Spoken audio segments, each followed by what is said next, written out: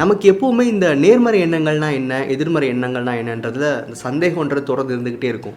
இப்போது மீடியா பார்க்க வேண்டாம், நீங்கள் படம் பார்க்க வேண்டாம், நீங்கள் தப்பான விஷயங்கள் பேச வேண்டாம், அந்த மாதிரி நண்பர்களும் கூட வேண்டான்னு சொல்லும்போது அதெல்லாம் நமக்கு நெகட்டிவ் தாட்ஸ் கொண்டு வருது. அதனால் வேண்டான்னு சொல்கிறோம் அப்படிங்கிறது நமக்கு புரியுது. இதெல்லாம் தாண்டி எனக்கு நெகட்டிவ் அப்படின்றது எப்படியோ இருந்துக்கிட்டே இருக்குது. நான் என்ன ப்ராக்டிஸ் பண்ணாலும் என் மனசுக்குள்ளே ஒரு குழப்பங்கள் வருது.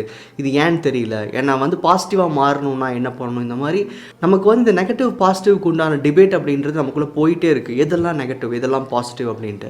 ரொம்ப சிம்பிளாக நம்ம புரிஞ்சுக்கணும் அப்படின்னா, இன்றைக்கி எனக்கு ஒரு தேவை இருக்குது. நான் ஒரு பிஸ்னஸ் பண்ணுறேன். எனக்கு பிஸ்னஸில் நான் பெரிய ஆளாக வரணும், இல்லை நிறையா சம்பாதிக்கணும், அதன் மூலமாக எனக்கு தேவையான விஷயங்கள் நடத்திக்கணும், இல்லை நான் லைஃப் ஒரு கம்ஃபர்டபுளாக ஃபினான்ஷியல் ஃப்ரீடமோட போகணும் அப்படின்னா என்னோடய சிந்தனை செயல் எல்லாமே அதை நோக்கி இருக்கணும். ஆனால் அதை விட்டுட்டு நடுவில் கொஞ்சம் என்னுடைய மற்ற என்டர்டெயின்மெண்ட் சைடில் போகிறது, இல்லை எனக்கு பிடிச்ச விஷயங்கள்னு சொல்லிட்டு ஏதாவது ஒரு விஷயத்தை ட்ரை பண்ணுறது, இல்லை ஹாபின்னு சொல்லிட்டு ஒரு விஷயத்துக்குள்ளே போகிறது, இல்லை ஒரு சின்ன ஒரு பிரேக் எடுத்துக்கிறேன்னு சொல்லி போகும்போது அதெல்லாம் நம்ம நேரத்தை வீணடிக்கிற செயல் அப்படின்றத தாண்டி அந்த பார்க்குற விஷயங்களில் எந்த அளவுக்கு என்னுடைய வாழ்க்கைக்கு தேவையான விஷயங்கள் இருக்குது, நான் இப்போ சொல்கிற அந்த பிஸ்னஸ்க்கு நான் என்ன எண்ணம் சேர்க்கிறேன் அப்படின்றது தான் இங்கே ரொம்ப இம்பார்ட்டண்ட்.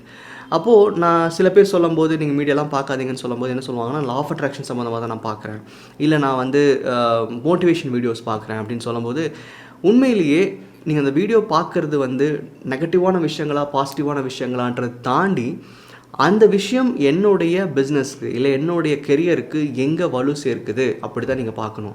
அப்போது சிம்பிளாக நீங்கள் புரிஞ்சிக்கக்கூடிய விஷயம் என்னென்னா, இன்றைக்கி என்னோடய எண்ணம் செயலுக்கு தேவைப்படாத எந்த ஒரு எண்ணத்தை நான் க்ரியேட் பண்ணாலும், அதாவது நெகட்டிவாக பார்க்குறீங்களா பாசிட்டிவாக பார்க்குறீங்கன்றது இங்கே சுச்சுவேஷனே கிடையாது. உங்கள் எண்ணம் உங்கள் செயலுக்கு சம்மந்தம் இல்லை அப்படின்னா ஈர்ப்பு விதியை பொறுத்த வரைக்கும் அது எல்லாமே நெகட்டிவ் தான்.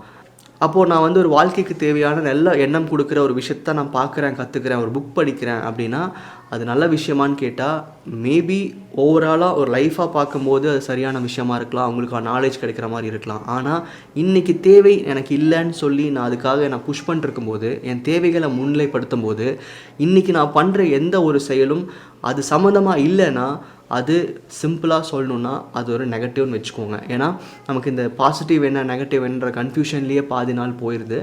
சிம்பிளாக நீங்கள் இந்த ப்ராக்டிஸ்குள்ளே இருக்கீங்க, இதை நான் பார்க்கணும், இதை நான் பண்ணணும், இதை நான் மேனிஃபெஸ்ட் பண்ணணும் அப்படின்னா ஒரே ஒரு எண்ணம் தான். உங்களோட தேவை என்ன, அது சம்மந்தப்பட்ட செயல், அது சம்மந்தப்பட்ட எண்ணம், இந்த ரெண்டை தவிர லைஃப்பில் நீங்கள் எதை உள்ளே கொண்டு வந்தாலுமே அது ஒரு நெகட்டிவ் தாட் தான். நன்றி.